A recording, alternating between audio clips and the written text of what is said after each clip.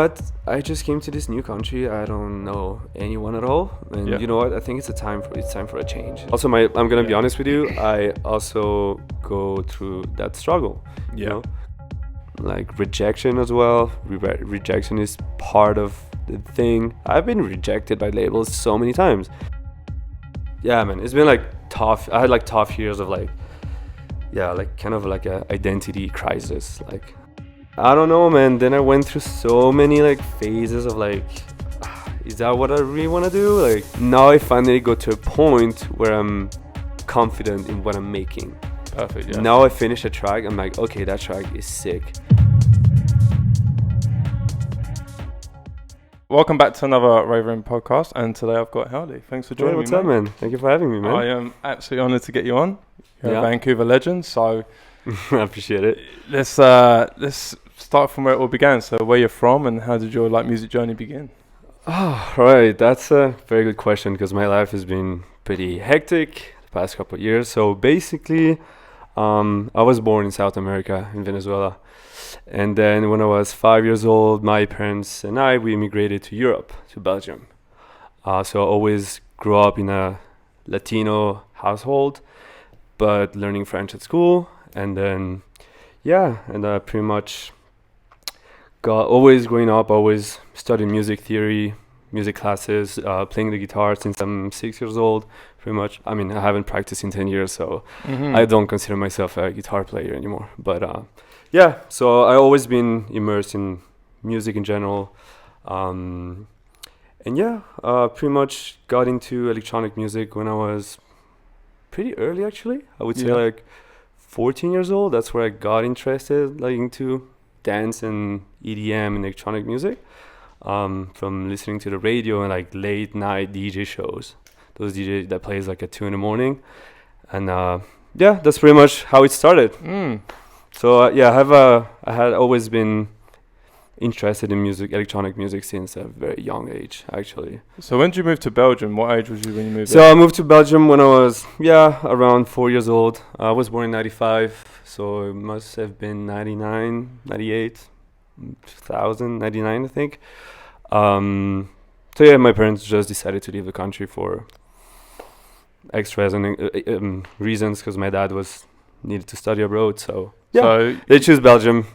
So you can speak Spanish and Belgian. I can speak Spanish. I'm from the French-speaking part of Belgium, so I grew up speaking French. Also took some German classes. But wow, man, many times. Again, I didn't practice German. I did 4 years of German and completely forgot about it.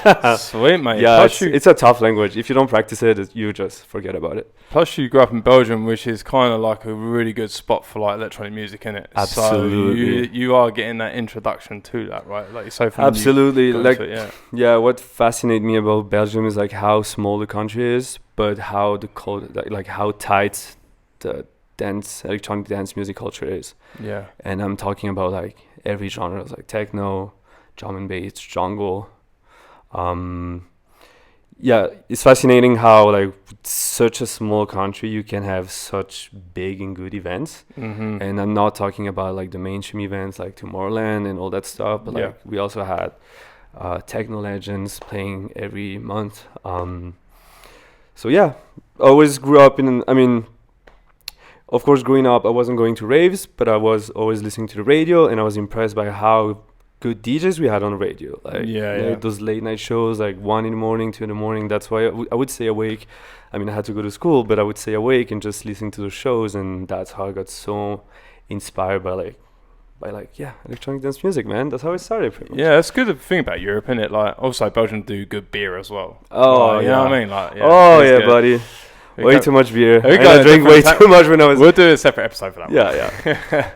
But like you say, with the music like on the radios and stuff, like I grew up with like Pete Tong on Radio 1, right? Listening to that from like 13, 14. And exactly. So what kind of inspirations around 14 then when you were like getting into that? Like what were your inspirations? So I first... Okay, it's an answer that a lot of people have, but like Deadmau5. I grew up. Deadmau5 is a guy that really got me into like that progressive house like vibes, and I'm talking about like classics like Fax in Berlin, that track, which is from 2006, and I heard that track in 2008. I was 13 years old.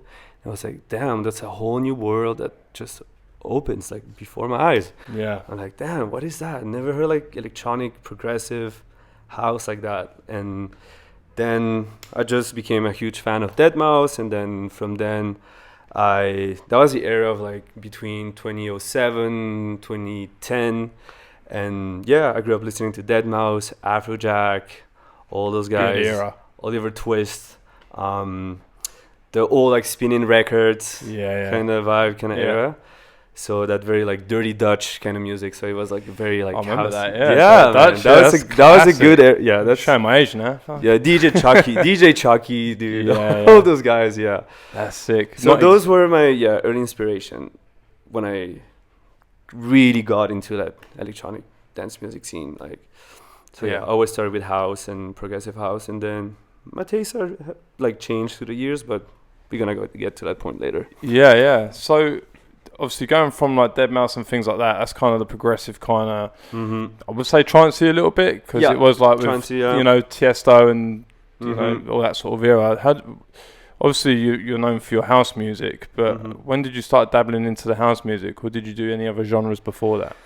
So, no, my first love has always been house music and progressive house. Then of course you followed trends pretty much. You listen what's popping on the radio, like those like DJ playing on the radio, and you know there's different like eras. So then approaching 2010, that was like where like spinning records went huge, and we had those Alvaro, like Andrew Dimas, like DJ Chucky, Afrojack, and that's where I pretty much got into the more like mainstream side of EDM, and I think a lot of people went through that phase as well, like Avicii, all those guys. Everyone done a bit of that. Of course. I was talking to my friend Dom, still London, and it's funny because we were talking about like our old like inspiration and old like musical projects, and he was making like that big room Avicii style before, and I was doing it as well, because those were my inspiration like back in the days from 2010, from 2012, when I started like dabbling with FL Studio and music production. So and then from 2012 to later on, I went through so many phases, man. Then I got really tired of that big room mainstream Tomorrowland sound, which I didn't like identify with anymore. So I just went into more like drum and bass then, and I started listening to Jump Up. That's a complete U-turn. It has nothing to do, man. We can go deep on this.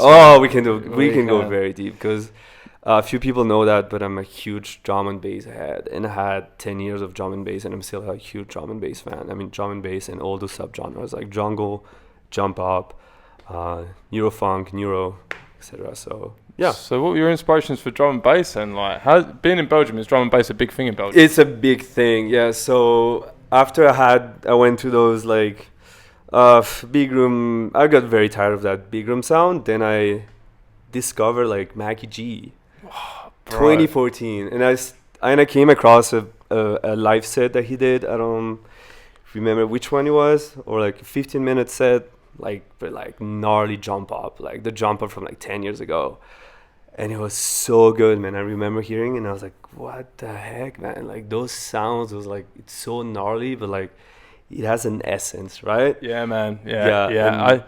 Like Black Widow's a great one. It's one of his own, but something that might blow your mind, right? So Mackie G's from my area.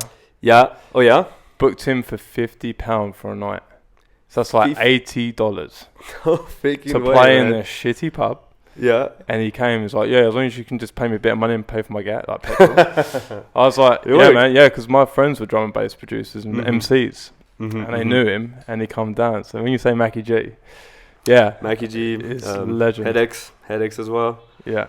I mean, we all seen that clip of Headaches playing at Invaders. Yeah. When he double drops like that DJ Hazard. It's Taxman? No. Mr. Happy? No? Mr. Happy, yeah. Mr. Happy, and he does that double, and everyone goes crazy, and everyone knows that clip about with edX playing, and yeah, that's what I grew up with, like from 2014. Yeah, when I was like 18 years old to like that's sick. Being like 22, 23. So I had my huge drum and bass phase. Yeah. So always drum and bass always been like that became my first love. Then again. Yeah. So my main like focus. Oh yeah, man. And then I'm actually went through so many different like genres and phases. Let's hear it. Yeah. Yeah. So I wasn't producing drum and bass. I was just like more like getting into raves, the raving world, going to shows, concerts. But the music I was producing at the time was so much different. I was making very like down tempo-ish, like old Flume kind of style. Blending like hip hop, down tempo, electronic, like future bassy kind of things. Yeah. So yeah, it was a bit of a contrast because I like to party and go to like drum and bass shows and events, and then at home produce for myself and have my own like softer music that I would produce and share to the world. That's pretty much it for now for that area when I was like growing up. Then as the years went by, I focused on my older project, which the name was Flies, and that's where I got really serious about like music production, and that's where I signed my first like record deal with the YouTube channel called Majestic Casual. Oh yeah, and everyone knows it. Everyone went through that Majestic Casual phase. So I just signed a first record deal with them in 2016, and I just kept releasing with them, and I grew that project to like I was having at some point like 200,000 listener per month. So that project was going very well. And I don't know, man, then I went through so many like phases of like, is that what I really want to do? Like, and self-doubt. And then we approach my Canadian like phase slowly, but I've been doubting myself a lot of time. So I was releasing like one track per year, so I wasn't really sure which direction I wanted to go to, because I love drum and bass at the same time. And then I started liking like house and tech house again, and so I was like, I have so many influences, and I don't know what to do, man. What should I produce? Should I have different like projects? Should I use the same project to get all the different type of genres out? So man, it's been like tough. I had like tough years of like kind of like a identity crisis. Like I didn't know what to do. Pretty much. I've been through the same thing, and I went through my garage phase, my drum and bass phase, exactly. Then back to but I've always loved house in the background, right? That was your background, That's always my house thing, right? It was always there, but because the area I grew up in, drum and bass was the thing, and garage was the thing, right? And absolutely. Then I didn't produce for like 5 years when I moved here. Oh yeah? Yeah, I didn't produce at all, so I just stopped. I just lost interest. Like you say, identity crisis, right? You don't know what kind of...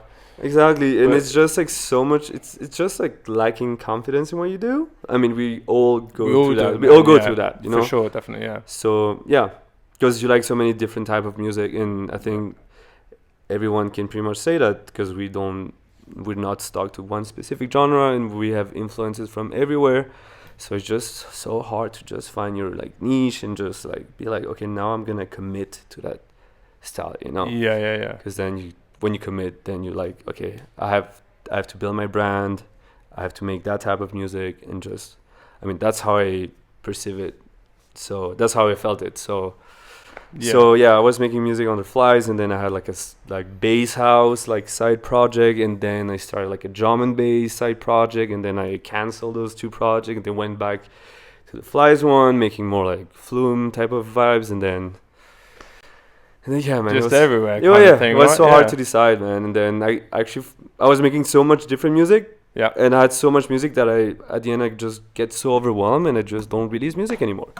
And I had that for so many years, like from 2018 to like 2020.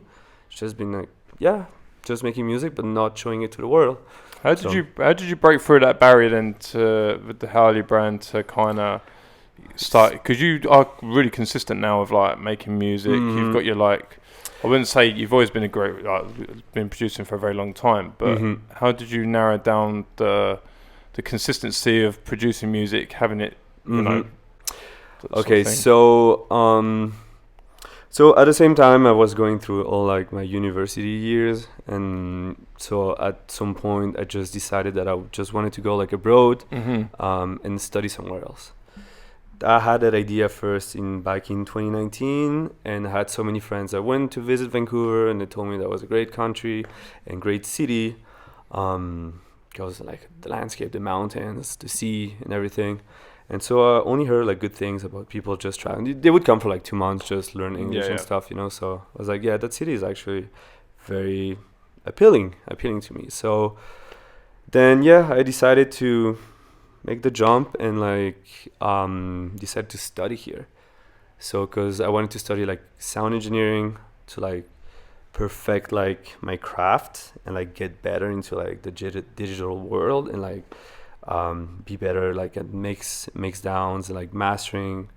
And yeah, so I moved here. I studied for a year, so that's why I got like to Vancouver. But at the time of studying, I was still like working on my older like Flyers project. Yeah, the more like down tempo, chill like vibes.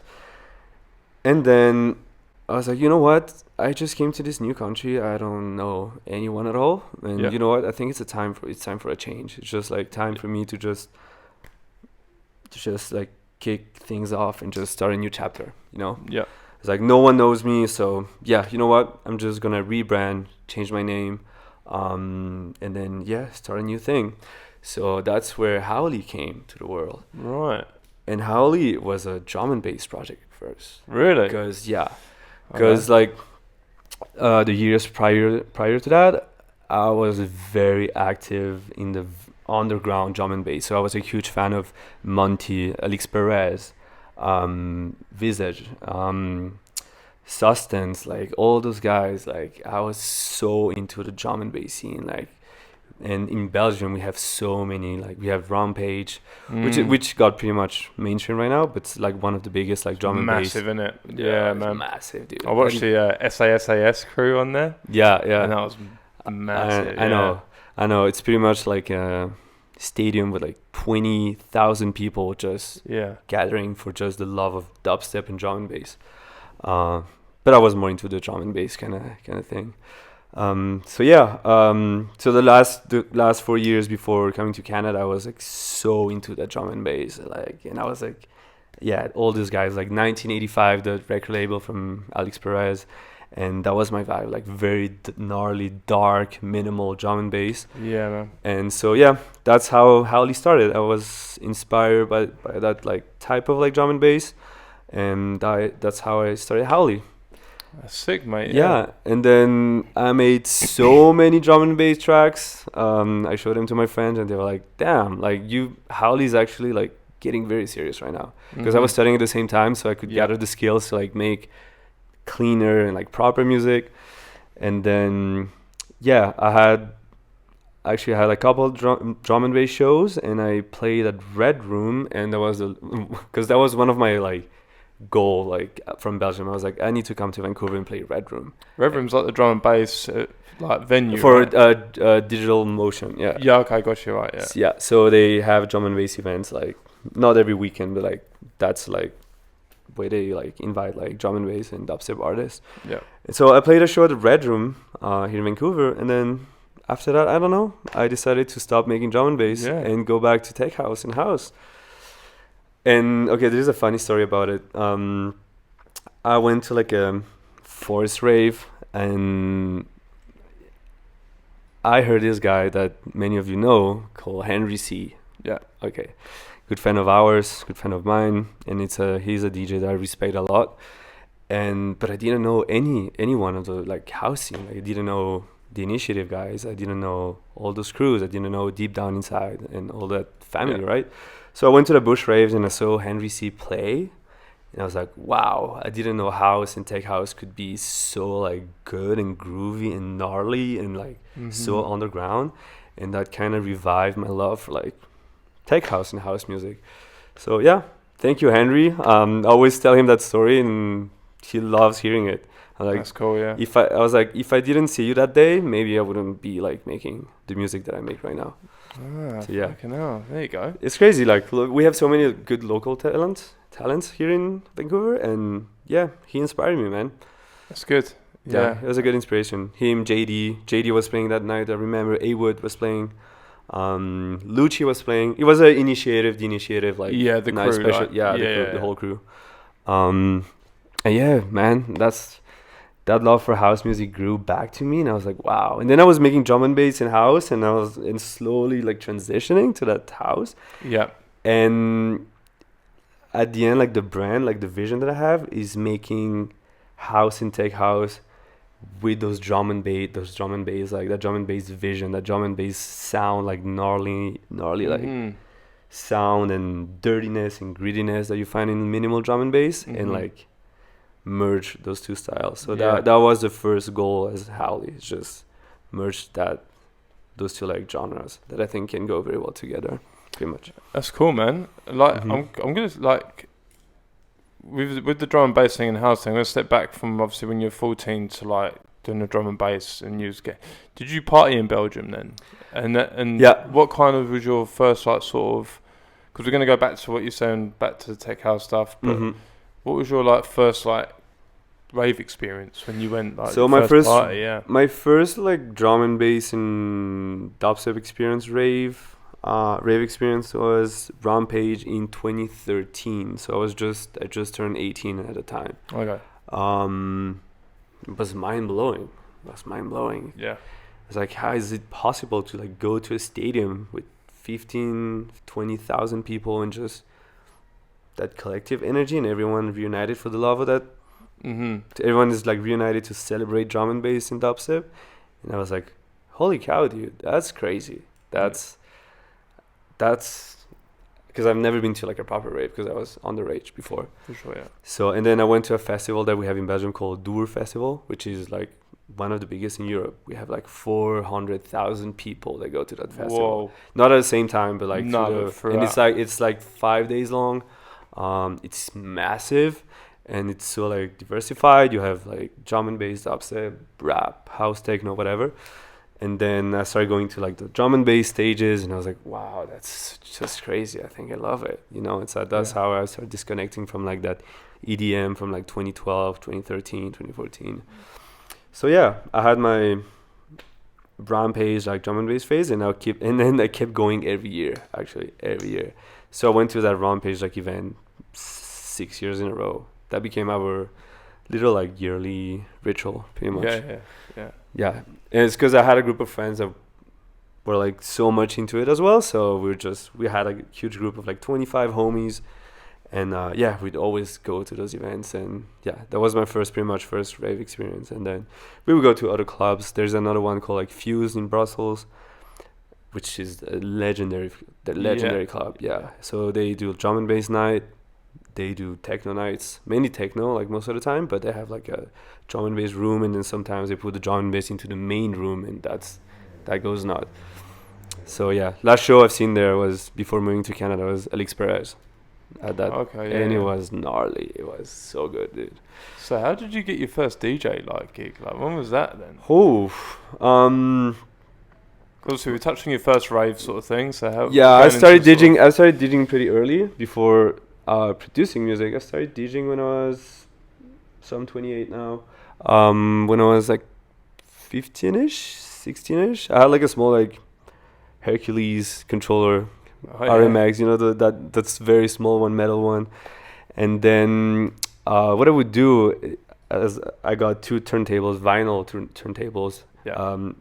At that time it was called like time coded vinyls. So I wasn't playing like proper records. Yeah. But I could control virtual DJ and Serato with those like vinyls. Yeah. And that's so I could get like a vinyl touch, but like controlling like a software. So yeah, and I had so much fun. Like that's how I started to DJ, and then I had another controller, and then I sold everything so I could buy like studio gear. But yeah, I've been DJing for like quite some year. But then yeah, my first official gigs I would say where when I was making music under flies, so it was more like not DJ gigs, but more like I would do like prepare like a live setup, live show pretty much on Ableton, and do like a kind of like a hybrid like DJ and like live setup. And yeah, I played pretty good show. I opened for artists like Fake Here, and I play like a great venue that's called Le Botanique in Brussels, which is one of the staple one. Like every year they have like a festival that lasts for like 2 weeks, and there's like shows every day, and there's like 6 rooms. So yeah, that's where it got serious for like my Flies project pretty much. So yeah, those were my first like really like serious like shows. Yeah, but I didn't have many because the scene in Belgium, it's hard for like smaller artists to like get booked. I feel like. Is it quite oversaturated? No, it's not saturated. It's not saturated. Belgium has a very good scene. And I'm speaking with every genre, every scene: the drum and bass, dubstep, techno, house. We have so many main and legendary acts that can play. But like, if you're small, it's hard to get booked because they throw a lot of shows, but they invite like Stefan Budzin, they invite Anna, they invite Solomon. You know, they invite like only headliners, and they don't give enough space for like smaller guys like us, you know. Is it the clubs? Do the clubs organize the DJs, or is it a brand of like an event brand that come in and rent that space? No, like the Fuse one, which is like one of the most legendary club in Brussels. No, it's like their brand. It's called Fuse, and now they open a record label. So yeah, it's just a Fuse night. But they have so much like power and I mean they're so like known in the scene that they can invite anyone. Like I've seen so many good DJs in there. Yeah. One of the last shows that I've seen before coming, it was Skin on Skin and Mole Grab. Was so good, man. Yeah, Skin on Skin blew my mind. So good. Out of all the people you've seen, then who would you say would be like the best set you've ever watched?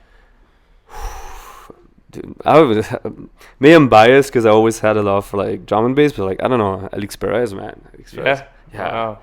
Yeah. And talking about drum and bass. Yeah, drum and bass, obviously. Yeah. Alex Perez, man, that guy is a beast. His vision of drum and bass is so like tight, and like you can hear like a track and you can tell it's Alex Perez, like, and his shows are like so like gnarly, and like because the scene is so tight, like people that go there, they know like his label, they know all the artists, they know everyone, so like the energy was always so like rowdy and like so raw and like so uplifting. I don't know, so yeah, that was an experience. I don't recall when it was, but it was like 1 year before I moved to Canada, at the Fuse Club. And I have to give a shout out to like those DJ called Brethren. So it's like 3 guys, and they have a party concept called like Brethren Invites, and they invite Alex Perez, and they invite like a bunch of like drum and bass guys from the scene.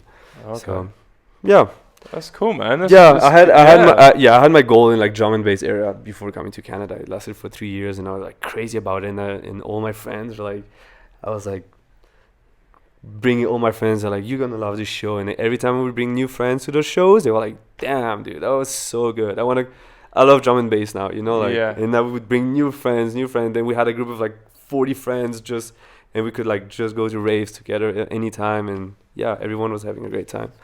So when you sold all your DJ equipment for studio stuff, what was like the first sort of introduction to the studio that you kind of got yourself into equipment wise, like DAW, all that sort of stuff? Like, so how it started?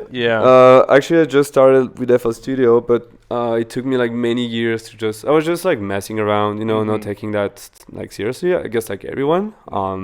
So for like 3 years, from my 17 to like 21, 22, I was just like making beats, like nothing serious. And then I started like to getting more inspired, and just at some point I was like, you know what, like, I should like consider like learning more, because I didn't have any mentor.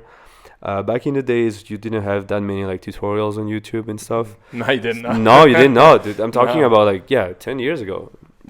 So like 2012, 2013. So it was hard to learn by yourself. And then I don't know, I took it more seriously at some point, and I was like, I think I have potential to just, I don't know, land like the first record label like thing that signed with a record label with Majestic, and that's where I began to take it seriously. So I was still like just working on FL Studio. Gear wise, I just had like an old like Akai like keyboard, kept it simple, and just a bunch of speakers, and that was pretty much it. And then at some point, with playing shows and working, I could afford a MacBook, and that's where I decided to switch to like Live, Ableton Live. Yeah. And my whole life changed when I made that switch. Yeah. No hate on FL Studio, of course, because I still know how to use FL Studio, and I love it. But I don't know, when I switched to Ableton, I was like, wow, there is so much power to that software. And so that's where I started like getting more like MIDI controllers and gear, because I could like, it was just like plug and play and so easy, and like you could customize macros and stuff. And then I was like, wow, I have so much more freedom right now. And that's where my creative juices started to like flourish, pretty much. So you're more of like a hands-on kind of, you know, make music from hardware and stuff like that, right? Yeah. At first I would use a bunch of keyboard to just record just like melodies and stuff, like top lines. Yeah. But I would still like work on the mouse and keyboard to just do the arrangement and stuff. And then slowly when I got here, I got more interested into like analog synths. I have one. It's called Behringer K2, which is the K2. Yeah, it's modeled after the MS-20 from Korg. Yeah. The sound is very good. So that's my first piece of analog gear, and then I started having like a Kai, like the MPC 40. APC 40. APC 40. Yeah. Which is like a surface like control, like surface like you like with transport control, so you can pretty much control the whole DAW with it. Yeah. And I started like do more like live jams and like triggering clips and working on the session view on Ableton, and just like, I don't know, get more of a touch of like that analog and like messing around more with hardware and stuff, you know. And my opinion, it's easier to do in house and tech house, because there's a lot of like loops. So I would create my loops and stuff and my sequences, and then I could like start recording it and then just playing and messing around with it. I see. Yeah, the K2 is fucking wicked. Like, it's a good one. I've got the TD3 bassline. Oh, the OG one? The OG one? It's really good, man. It feels like a piece of shit, like cheap, but it's of course. Sick though. Like, it's modeled after the Roland. Yeah. And I wanted to buy that one. I always wondered how it sounded. It's really good. I think it's a pretty good replica. Yeah. And the Pro one as well. I want to get that. That looks sick as well. Oh man, I want that bassline generator so bad. Yeah. Yeah. Because I love those like acid like bassline. And putting with those resonances, and you're just like, it ain't bad for a cheap one, I'm telling you. It's pretty much on the money. Like when you like, I watched a video on YouTube and they compared the real one to the. It's pretty similar. Yeah, I know. Unless you're like an audiophile. That just some people don't agree with like Behringer like philosophy, because they're doing replicas, but you know, it makes like things more like affordable and accessible for like musicians and stuff, you know. So I agree with it. I'm like, at least if you can make more musicians like discover and enter into that analog world, it's great. So when you were talking about like obviously your the hardware stuff and using Ableton, what would be like, how would you explain your process of making a track? Because people that listen, like, what would be your process to, because that might benefit someone else, right? So I'm someone that's very, when I work in a build track, I'm very picky about, not picky, but like I want to give so much focus on the drums. So I would start with the kick clap first, and then straight away like build like a hats groove, like in building hats. Once I'm like very happy about building like a consistent and tight like drum groove, then I would start adding a bass line, and then I would just solo the kick and the bass line and just work with that kick bass line, how the kick and the bass line interact with each other, how to balance them. And then once I got the main groove, I can bring the hats again and the claps and stuff, and then once I get that solid like drums and bass foundation, then I can start building around it and adding effects and adding like fills and adding like vocal shots and stuff. That's when I do more like tech house and house like centered kind of tracks. Sometimes I do more like melodic and progressive techno tracks, you know, like Christoph or like Dave Seaman and all those guys. And legend. I love Dave Seaman. I love Christoph. Man, yeah. I love Christoph, man. Shout out to Dom Still London, because we love that his track Richin, which is called, and every time he plays it, I'm like, you know, I love that track. That's why you play it. And then when he's there, like I play it as well. Like, yeah, it's like such a good track. Anyway, in that case, I like to work with just a bass line, like a bass line, and then stack vocal shot on top of it, and atmospheres to create that like melodic like ambiance groove. Like, and then once I get that thing like solid, then I would start like building the drums around it. So it depends on like what's my approach. If I want it make it more like housey, then it's more like drum centered. If I want to make it more like melodic and like progressive techno, then it's more like about the bass line and synths and pads, and then the vocals, and then I would build like the drums around it pretty much. That's sick. And when you're like making EP and stuff, I want to touch on this as well, because obviously you've done a lot with the Flyers thing and things like that, and getting your track signed. Because obviously you brushed up on like your confidence, losing that. What we both did, like both talked about it, was losing confidence to make music. How did you find the confidence when starting? That's going to be your most vulnerable to start back. Yeah, like when you got your first drum and bass track signed. How did you find that confidence to do that?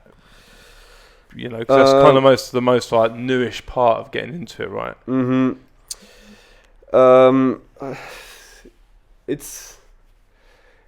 It's honestly because at that moment when I was starting to make like drum and bass music, I was still at school, and so at school we would get a lot of feedback from each other. So we would do like feedback sessions, because everyone was at a different point of like their music production journey. Some guys never produced, and like never, and I've been producing for a couple of years, so we would like help each other, and like we gather feedback. And then when I was like showing my drum and bass tracks, they were like, wow, like that's so good, dude, like you should like start like just gaining more confidence and just getting those tracks out, you know.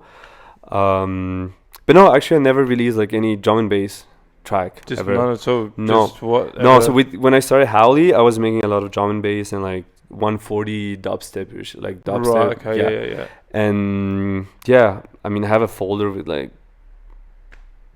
25 finished songs, drum and bass tracks, but I never released them, because then I decided to like rebrand and completely like go into the house world. So how, for people that are watching, then how would you approach a label with a track? You know, it's funny because that's the thing that I'm struggling with. To break that barrier, right? I would say first of all, I know that what label like to have, it's finished tracks, because we have to realize the market is getting, we can say, saturated kind of, and we have way more producers. It's a good thing, and at the same time it's a blessing that more people are interested and we can share more music with people. But let's not forget, like, labels, they don't have time, you know. So when you approach them, you have to send like finished things. What I do is just I make things easy for them. I'm like, hey, nice to meet you, I'm Höwley, I'm in Vancouver right now, Canada. I just made an EP that would fit your vibe. Here's a private link for you guys to listen to, and I send like a SoundCloud, like a playlist with a private listening link. So they just have to click, listen, and then decide if yes or no. You know, and then I also put like a folder for them to download if they're interested. So we don't waste time like asking, oh, can you send me the download link, blah blah blah. So I think when you speak to labels or email labels, approach them, always have your thing like finished. Don't say like half finished tracks or whatever. If he's a friend of yours if the label owner knows you and you guys are talking like often, then you can send an idea, say, and if he approves it, then he can tell me, okay, I like it, so you can finish it, and then you come back to him later, you know. But when you go through like a classic like demo Dropbox kind of system or by email, always make things easy for labels. Always. It's so important because they don't have time, you know. For sure, yeah. And some labels, they get 200 demos per day or like 50 demos per day or even like 15,000 demos a month, you know. Yeah. So they don't want to waste time like going and then going back and forth and chatting, you know. So yeah, always be efficient. Like you have to, it's like when you send like a resume or whatever, or like for a job posting, whatever, you send all the things, and then that's it. You make it ready for them to just confirm or not, you know. Gotcha. Okay. So yeah. So do you find a label and then think I want to sign to that label, then build the track that you want to suit that label, or do you make music and then find the label to suit the track? I make music. I mean, I go through phases. Sometimes I feel like making like very like tech house or like tribal tech house or like more like harder, like hard hitting tech house, and then I'm like, because I've been like listening, for example, to that specific label, let's say Hellbent by Clooney, and I would make like those like very groovy tech house tracks, and I make one or two, and then I'm like, okay, that was my vision at that moment. That's what I wanted to create because I got inspired by that label, so I'm gonna send it to them, for example. Or if I listen to another label or DJ, I'm like, oh, you know what? I feel like making a more like melodic, like more progressive, slower techno, darker techno track. So like a progressive techno, and then I would build an EP and then send it to them, you know. So it's more like I'm inspired by listening to a label or the artist, and then based on that I create and then I send it to them. That's good information, like for viewers, because some people make tracks and they're like, I can't find a label for it. You know what I mean? And I mean, it's also I'm gonna be honest with you, I also go through that struggle, you know, because sometimes I also make tracks with no specific intention, and then actually they end up very good, and I finish them, and then I'm like, okay, who should I send that to, you know? And I'm kind of an overthinker when it comes to like making music production, in my music production process, so yeah, man, sometimes like it's hard to say, but like right now I have like at least 25 finished tracks, like finish, master, because I do everything myself. I mix, master, I do the covers, the art, so everything is finished, and then I just have to structure, make EPs from them, and then figure out who I send that to. So you do everything. So how do you do your art, on your phone or like on the computer? Everything, man. Like from building the track to finishing the track to doing the mix down, doing the mastering. Because I'm somehow someone that likes to work alone, and I know collaborating could bring me a lot of good things, which I'm trying to do a little bit more. But I've always been a loner in my creative process. I always had my vision, and when I create a track, I want to have control on that entire like creative process. And so with that comes like me wanting to do everything on my own. I design my own like cover for the track because I have a vision when I make the track, so I know I want my cover to be like black and white and darkish with red like tint and stuff, you know. So I always been so like, I want to have the entire like control of my creative process from start to finish. I get you, Yeah, because that's how I maintain my branding, my brand identity, and that's how I can market myself to the world, you know. So I'm glad we touched up on the marketing part, because we've gone over like obviously your DJ and you know how you grew up and the production stuff and branding yourself. Now, how do you come up with the brand idea and then process that? Because you see stuff on social media where everyone's like, fuck, I could bang out a track in like 15 minutes and I've got this. It don't work like that, obviously. There's a lot of struggle. So how did you come up with my whole your brainstorm with it? So when I started Höwley, I already had like a clear vision of how I wanted to present myself to the world, because Howley for me represents like that night wolf, lone wolf energy kinda. Mm-hmm. So with that, one part of my branding is very black and white, like very like darkish. And also the passion that I have when I play and the passion that when I put in my music, which is represented by the color red. So that's how like the Howley branding came into place, is like mixing those two, like black and white and red. So I started with that idea. Okay, my brand needs, that's the color coding, like that's the colors I want to use. And then I started posting pictures in black and white and then integrating red colors.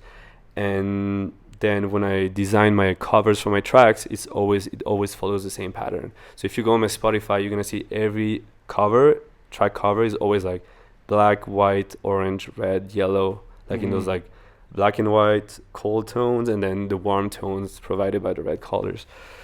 And I think it's so important to have like a strong like brand identity, because I've had so many people like looking at my Instagram, for example. That's the perfect example of like what you can visualize. Instagram is your marketing thing, isn't it? Yeah, exactly. Yeah. I mean, yeah, that's how you market yourself.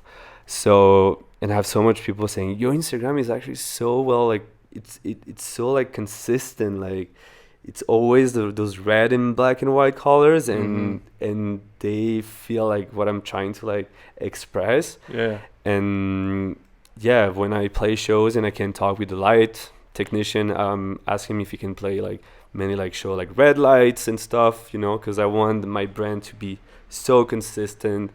And yeah, and I feel like now I got to a point where people like associate Howley, that persona, Howley, that guy, to those colors and that vibe, you know. I'm jealous. My fucking Instagram's like a fucking rat's nest. I know. And at some point, I was like, you know what? Like, yeah, screw it. I'm just gonna post like colored pictures and like whatever on Instagram. But then I was like, yeah, you know what? Actually, I still want to be consistent, and I want to still like, even if it's like a hassle sometimes, because I had to plan like what I'm gonna post and like make it black and white, and you know, and follow some like kind of like logic behind it. But yeah, I mean, I'm actually my Instagram or my brand in general, it's not only Instagram, my brand in general, like now it's settled, like you know. So that's it pretty much.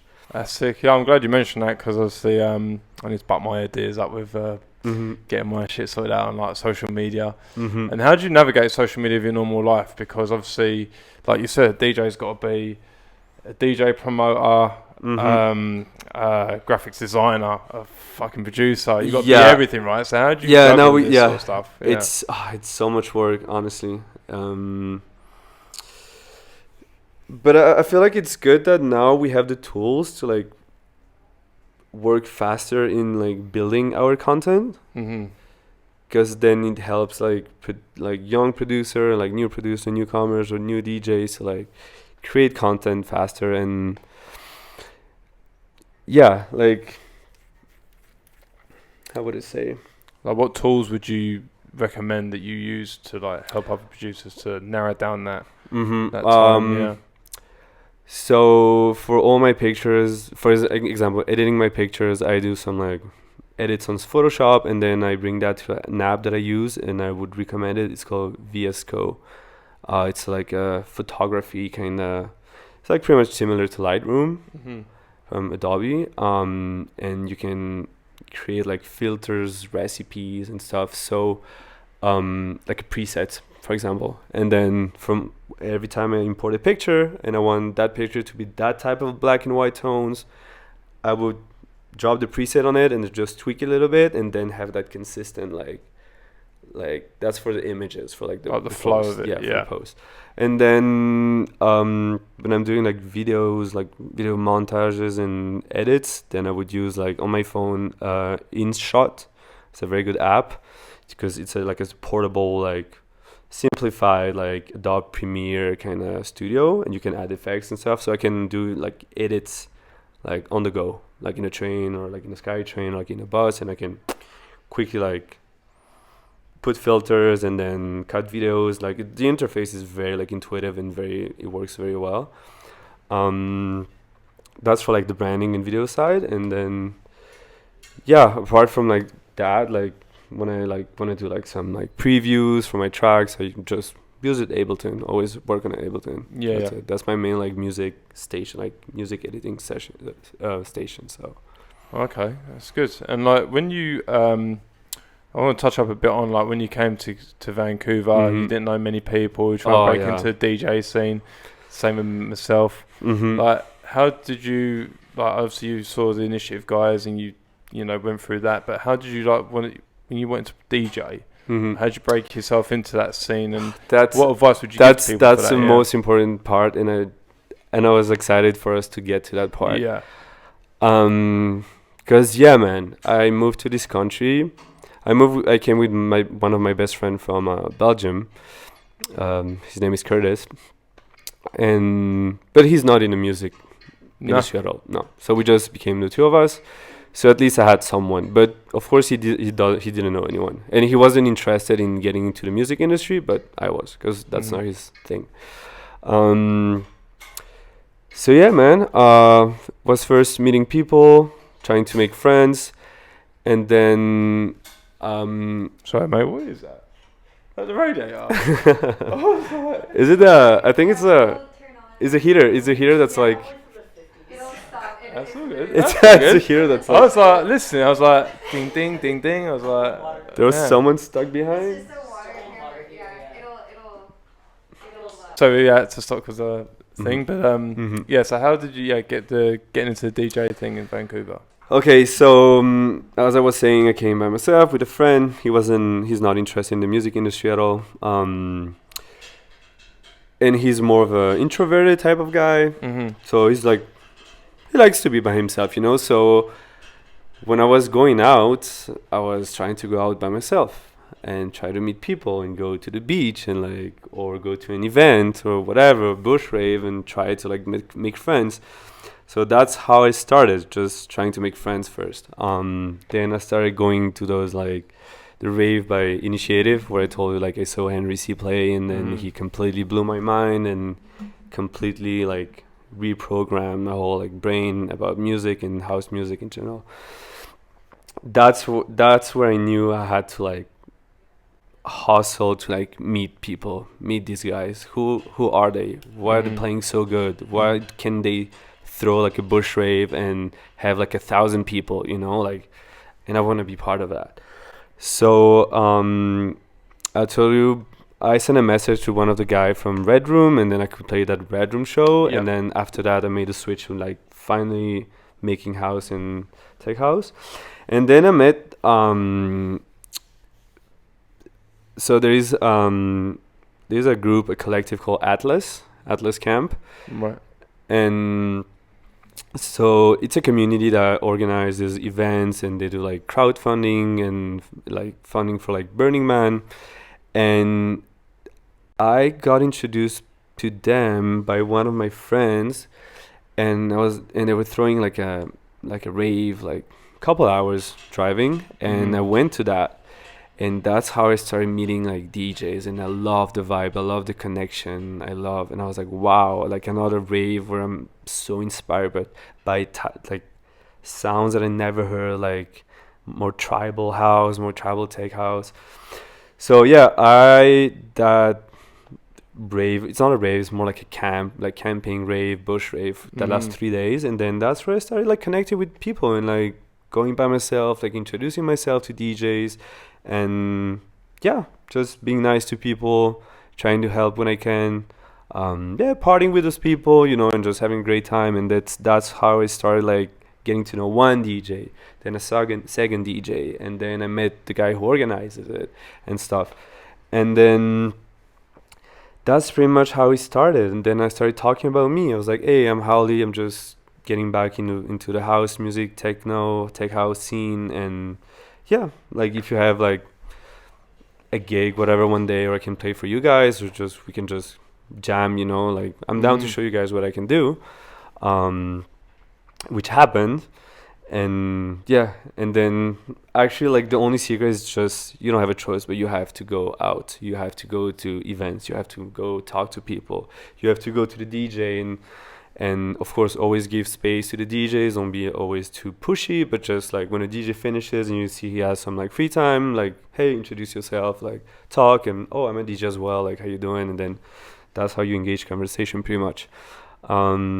Yeah, it took me some time to like starting to get noticed, and then at some point, for some reason, Vantech, the guy from Vantech, shout out to Pau and Mika, I love these guys, they reached out to me and I was like, we're throwing in Bush Rave for like 4 days, like 3 hours drive. It's gonna be a big event. We're doing a collab with like another collective, and then they were like, are you down to play like officially? Do you want to like play as Höwley, like officially first tech house gig, you know?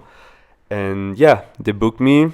It went amazingly well, and that's how I got closer with the Vantech group. Nice. So Vantech was the first collective that gave me that chance to like play and show myself to people, because I was no one, you know. So they give me a good spot, and then because I sent a mixtape before, and I was like, oh, you can play pretty high energy or like pretty groovy or whatever. And then they booked me a second time, and then starting from there, like I was on posters, and then other people started to reach out to me, and then I met friends, and then you slowly start to build like a team and friends, and then friends that are DJs, and then you get closer to other DJs, and that's how you build like your community pretty much. And then another person that I have to give a lot of credit to is Koji Aiken, he owns Kumo. Yep. Because I was in school with him, and he knew I didn't know anyone, and he was the very first guy in the first day at school when I just arrived in Vancouver. He was like, "Hey, buddy, like I know you don't know anyone. We have the same mission. We want to be artists. We want to get into industry. So I want to be your friend and help you out." And so shout out to you, Koji. This guy helped me so much to like meet other people, and he would always I would be with him, and he would introduce me to like people and stuff, and he invited me for like a live stream. And so yeah, that's pretty much how everything like started to like shape itself. And yeah, then it's just luck and hard work, man. It's just showing up to events. We underestimate the power of like showing up. Just even if you go for an hour, you smile to the DJ, you say, "Hey, what's up, man? How you doing? Great set." That's enough to like definitely, yeah, to get like, you know, and have people like remember you, you know, just show a face. Exactly, show your face. It's showing up. Sometimes it's hard because sometimes you maybe be tired from work or whatever, or you're studying and you don't want to specifically go out, but it's important to even go for like half an hour, 1 hour, and show support, you know, because we underestimate how, like, I love when I'm playing somewhere, I don't expect someone, a friend, and he shows up, and I'm like, oh, dude, you came, and like brings me so much joy, you know. So and that's how you connect with people. So yeah, it's a long work of it's a long social game. It's like going out, it's like introducing yourself, it's, you know. So yeah, so that's how pretty much I could slowly build my like brand and solidify my brand and get my name around. And then I don't know, it's gonna be 2.5 years, but I started Höwley 2 years ago. So yeah, you've done really well in that 2 years, right? You've done really well. Yeah. I have a lot of people telling me that I've been like ascending pretty fast. So I think it makes me kind of proud and happy that, because it's a metric, you know, it shows that I've been doing the right, like working hard, and it shows that I've been taking stuff seriously, and then I think I can, you know, grow in the city, you know what I mean? Yeah, and I want to touch on this as well, actually, because I know you like you said, you got to go out a lot to sort of socialize and show your face, but you've also got to look after yourself, look after your, you know, your mental state, and start, you know, so there is that fine balance, right? And you found that recently, didn't you? Yeah, I found it recently. Thing is, showing up, so you have to show up, but sometimes you have to prioritize yourself. For sure, yeah. As you say, it's a balance. You cannot you cannot be everywhere all every time, every weekend. You cannot be every Friday, every Saturday, because that's, for example, how I was doing to get some gigs at some clubs. I would show up every Friday and every Saturday and show my support to the DJs and meet the owner or the manager of the club or the sound engineer, you know, and you show up every Friday and Saturday. And yeah, but in my mind, I was like, it was like a social hustle. I was like, I have to show up. And of course, with that comes partying, you know. Yeah, and partying is not good. It must be moderate. Like, it's not good to like go out every weekend. Yeah. So I feel like right now, like after 2 years, I got to a point where I've done enough social, like I've finished that social mission. I connected with all the people that I wanted to connect. That gave me the opportunity to play all those my staple like clubs where I wanted to play. I had a to-do list of like every club I wanted to play, and I pretty much did almost them all, you know. So I feel like now I got to a point where I don't have to like. I still like want to show up for people, but now I have to be thinking about me first. You gotta look after number one. Yeah. Because I got to a point where I was like just burning out of just showing up all the time, you know, and getting tired of it, and it drains your social battery as well, you know. Yeah. And did you see a difference in like your like music production and things like that? Yeah, because sometimes I would be so drained from the weekend, from like going out and meeting people, and then it's always being that like intense like social exchanges and talking with people all the time. And then I would be so drained like during the week because I had to work as well, that sometimes I wouldn't make music for like 3 weeks in a row.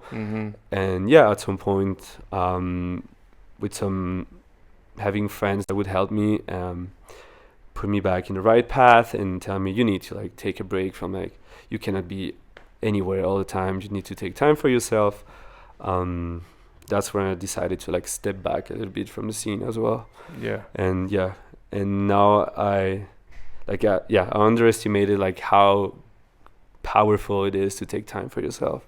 You know, it's good that you brought it up, because again, like you said, you have this goal in your mind that you want to do well, but sometimes that goal can overshadow like your health, right? And then so it's important to highlight that as well. It's good to talk about. And and I feel like I'm someone that's not scared to like speak about it. You know, like on my social media, sometimes I just post about it, and it just comes from a place of like care, good intention from my heart, because I know a lot of people go through that, but they don't speak about it, they don't talk about it. And then when I talk with people, they tell me like, dude, I'm also freaking burned out. I'm like, wow, I'm also going through the same. And I get lots of messages like, dude, it's so great that you talk about it, because I feel the same. And I feel like complete, because I know that I have the power to help people, you know. That's just simply just sharing my experience, you know. I'm just being transparent. I'm like, hey guys, like I'm gonna take some rest or whatever, or don't forget it's important to like take time for yourself. You cannot be everywhere all the time, you know. So and now my mental state has gotten better, like, because I was just so like socially drained. It does, doesn't it? I wasn't making music properly, and then I realized, dude, you came to Vancouver with one dream. It's to make music, man. You studied that. You came with that. You came alone. That you went through so many challenges. You cannot send all that to waste, right? Just go back on track, buddy. Stop being everywhere. It's fine if you miss some parties. It's fine if you miss some events. Like Vancouver's like blooming right now, and we have events. We have like 5 events per weekend, or 40 events per weekend, or 3 or 2. But there is always stuff going on, you know. So it's not because you're missing 1 or 2 or 3 events that you're not gonna miss much, you know. Because there's more going to come up. More's going to come up, right? Yeah.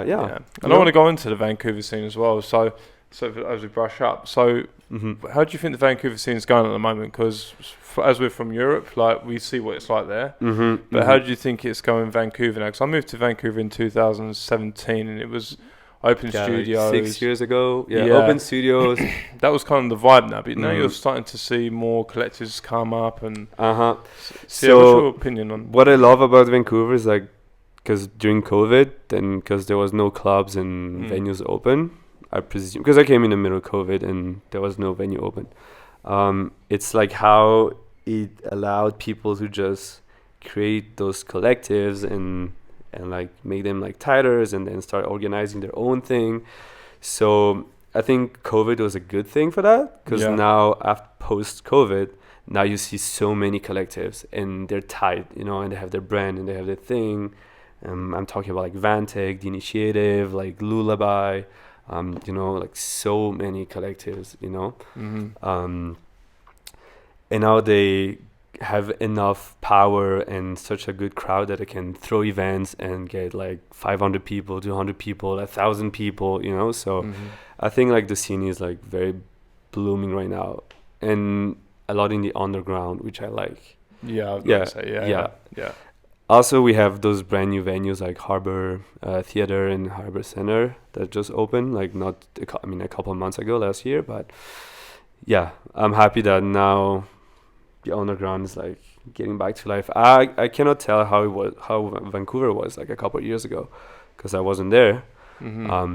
Before 2020, 2019, I don't know how it was. I don't know if you guys had that many venues or like that many you know, warehouses or whatever. But yeah, I think it's going pretty well right now. I mean, you can see everyone and I'm happy that all my DJ friends are playing every weekend, and it's exciting. Yeah, because you see, like, I see my friends, I'm like, wow, you playing? He's playing on Saturday, he's playing on Friday, and I wish I could go everywhere and like support everyone. But of course you have to take some rest as well, right? But yeah, man, like it's blooming, and it was blooming from the underground. Yes, that's the good thing about it, right? That's the thing. Yeah, definitely. That's the thing, you know. Because like we got the new club now, the Vault, right? And the Vault is such a good example. Yeah, because like in Europe, you get like 3 rooms in a club, right? Most of the time, you do, right? Always, yeah. And well, since I've been here, you've got 1 room, a line-up. But now the Vault's that you've got 3 different rooms. 3 rooms and with different styles and different like artists. Yeah. So it's the Vault. I'm very happy about the Vault. Like, I had the chance to visit the Vault before they invited me for a visit to see like the warehouse before it was the actual Vault. And I was looking at that warehouse, that venue. I was like, wow, that stuff is gonna blow up. I remember it was back in March, and I was like, damn, that place is gonna blow up. It's beautiful. Like, but they didn't like still like build the rooms and do the painting job. Like, it was just like they just got a warehouse. And yeah, I'm happy how the Vault just got so big right now. Yeah, it's a good thing for the Vancouver scene, isn't it? Yeah, very good. Yeah, and we still have all those like regular clubs like Gorgomish that doing a great job as well. Still, yeah. The House with U+1. We have Vantec. We have our friends from Lullaby that started to have a collaboration with Vantec as well. They have an amazing Lullaby. They have an amazing crowd. The Initiative also. I mean, they've been like top tier since I came. The Initiative always blew my mind, and like how good of a crowd they had. And so I mean, I've been like starting to like being very active since. So we are in November, I would say, like since a year ago. That's where I started to be very active in the scene. So it's still like pretty recent. That's where I started to get like bookings and serious bookings, like at least once or twice per month, and then it became like sometimes every weekend or 2 times per weekend, and then it's luck. It's just luck and good luck and just social hustle as well. So going on from that, and what's the future for Höwley? Like, what's going to be coming to the table that you can reveal? What's the future for Höwley? Yeah, what's the future? What's on the table? Like, so you can reveal to us. I mean, I can't read in the future, fortunately, but I don't want to be like that cliche, like, oh, big things coming, right? we all say that, right? Yeah. But now I finally got to a point where I'm confident in what I'm making. Perfect. Yeah. Now I finish a track, I'm like, okay, that track is sick. It's not like I finish a track, I'm like, oh yeah, I'm gonna put it on the side and then and then I realized I forgot about that track, and then I'm like, damn, another track in hours of work, not going to waste. But so yeah, now I'm confident in what I'm making, and now I have a better vision in about like the direction I want to go to, and so now I know which label I want to reach out. I want to work with a label here in Vancouver. I want to work with another label and stuff. So like now, like I finally shaping my EPs and like making proper release plan, and then I'm getting everything ready, and I'm ready to fire. Like in a month or two, I'm just gonna get everything ready, and just so it's just gonna depend on that. Depend on that. I mean, I would love to start touring the US one day, of course, because I'm just next door, right? So that would be an objective, of course. I mean, it's not requires a lot of work and patience, but maybe in a year and a half. It's just good luck, man. Some guys have been producing for 6 months, and they get a record deal, and they blow up in 2 months. So in not even a year, some guys are just from here to here. It's luck as well, and a lot of work as well. But so I don't know. Like the future is so like uncertain. So just keep going forward. Keep going. Keep moving forward, man, and just. Yeah, you have to be confident and don't be scared about like rejection as well. Rejection is part of the thing. I've been rejected by labels so many times. Yeah, I'm glad you're bringing this up. Actually, a lot, dude. Like how many times I send like EPs and I'm confident they're very good, and they're like, oh, that's not what we're looking for, but thank you, but keep grinding, Send your stuff, and then of course it's like. It hits like not your ego, but you're like, damn, then my music is not that good. So, but that you need to use that as a fuel to hustle and just like make it like more perfect next time, Yeah, I don't think it's your ego like yourself. I think it's more like I've put hours into this. Yeah, hard work hasn't been recognized. Exactly. Yeah. But again, you don't have to take it personal. Like if definitely you don't, it's just. That's what makes you grow, right? Yeah, definitely. So, and that's how I was growing up. I was sending demos like a year ago, and they were like, yeah, no, it requires more work, blah, blah. And I'm like, okay. And then I make a track. And I feel like every single track that I make right now and I'm finishing, they're getting better and better. That's and good, now they getting closer and closer to my vision. So, I mean, it's like getting real now, like, because I have a vision, and then I want to bring that track like to as close as possible to my vision and how I project me playing the show and playing that track and how it's gonna sound like, So yeah, man, it's just, I mean, it's like any skills. You have to make music. Fine tune it, make music. Don't be scared of rejection. It's gonna happen. It sucks. Or you want to DJ somewhere, and then sometimes you can fuck up your set. Like it happens to everyone, and then or but just don't beat yourself up for that, So do you plan your DJ sets then, or do you just go in there and think, read the room and kind of go honestly depends. When I have a show that I feel like it's a very staple and very important show, I like to do some prepping, know which tracks I'm gonna play. I know some tracks go well together, so I'm gonna play them one next to each other. But I always kind of follow a kind of a roadmap. Sometimes when we organize a last minute bush rave and we have 200 people in the forest, I don't prepare stuff. I just improvise. I read the crowd, If the set is if I know the set is recorded and I want to post that set online, then I'm trying to prepare the set so it's also people can listening to it and has some coherence, So honestly, it depends. Sometimes I can kill a improvised set, and sometimes I can not nail a prepared set at all. Just wing it. Yeah, it depends. Honestly, it depends. Yeah. It depends how tired you are. It depends how focused you are or not. So it depends. I had both. I had amazing sets and I had bad sets. Yeah, so they happen, right? Of course, man, and that's how you learn. Yeah, and when I play a set and I'm the crowd wasn't as responsive as I expected them to be, then I'm okay, so I know I need to change that and I need to work on that, or I need to learn how to read the crowd a little bit more. Or sometimes I throw sets and people go ham and they go crazy. I'm okay, I'm doing a great job. So you have to it's a learning curve, you know. Like the more you play, the more you know how to read a crowd and stuff. Then it becomes more and more natural. Yeah, I'm glad you brought all these things up, because again, like, people that watch might, you know, they like I say, social media shows such a false narrative of instant success, right? And it's not. So yeah. I know. It's just, it requires a lot of work, man. Yeah. Like, just, and also organizing your libraries and your set, like in playlist, in record box, is very important, because that's how you can improvise, do good improvisations. Just if your stuff is organized and by genres and by energies and by vibes, then you can improvise that easily, you know. So no, mate, I appreciate you coming on. Like, I appreciate you sharing your story. It's been brilliant, and thank you so much, giving man. Like a lot of insights as well, of, like, you know, how you grew as a DJ. It's been years, man. It's been years of just self-reflection, not knowing where I was going, changing name, changing